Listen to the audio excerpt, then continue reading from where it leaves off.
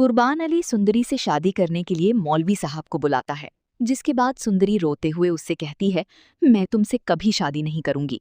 तभी कुर्बान अली गुस्से में कहता है, अगर तुमने मुझसे शादी ना की तो मैं अभी फौरन गुलाम की जान ले लूंगा, उसके बाद मैं तुमसे शादी कर लूंगा, लेकिन शादी तो मैंने सिर्फ तुमसे ही करनी है। ये खौफनाक बात सुनकर सुंदरी मजबूरी में हाँ कर देती है। तभी वो अपनी मुलाजिम से कहकर सुंदरी को निकाह के लिए तैयार करवाता है। और दूसरी तरफ कुर्बान की बेगम जरीना से ये बात बिल्कुल बर्दाश्त नहीं होती।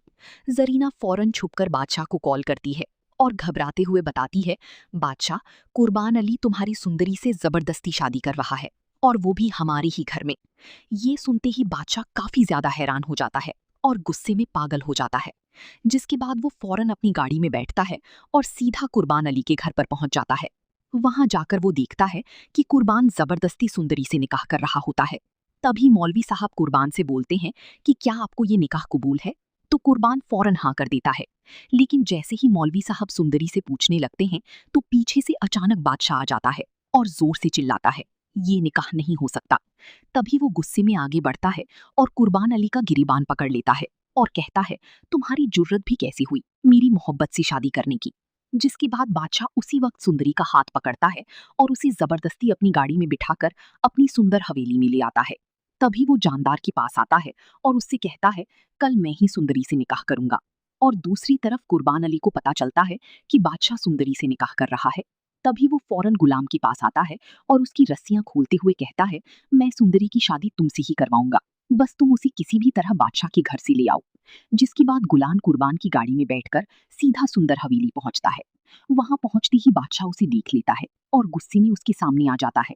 लेकिन तभी बीच में अचानक सुंदरी आ जाती है, जिसके बाद बादशाह, सुंदरी सिर्फ तेरी है, तू ही इससे शादी कर ले। जिसके बाद तभी बादशाह खुद मौलवी साहब को लेकर आता है और उधर खुर्शीद सुंदरी को तैयार करके लेकर आती है। तभी मौलवी साहब खुशी खुशी निकाह शुरू करवाते हैं। मौलवी साहब सुंदरी से पूछते हैं कि क्या आपको ये निकाह कबूल है? तो सुंदरी गुलाम से निकाह करने के लिए फौरन हाँ कर देती है। और जब गुलाम से पूछा जाता है तो गुलाम भी निकाह के लिए खुशी खुशी हाँ कर देता है। तभी इन दोनों का निकाह जैसे ही मुकम्मल होता है तो बादशाह अपनी तरफ से इन दोनों के लिए कश्मीर की टिकट बुक करवा देता है। जिसके बाद गुलाम और सुंदरी अपने हनीमून के लिए कश्मीर चले जाते हैं।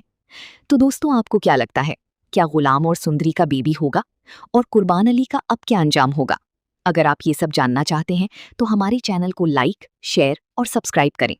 इसके बारे में आपकी जो भी राय हो कमेंट में लाजमी बताइएगा। और याद रहे, ये हमारी प्रिडिक्शन है।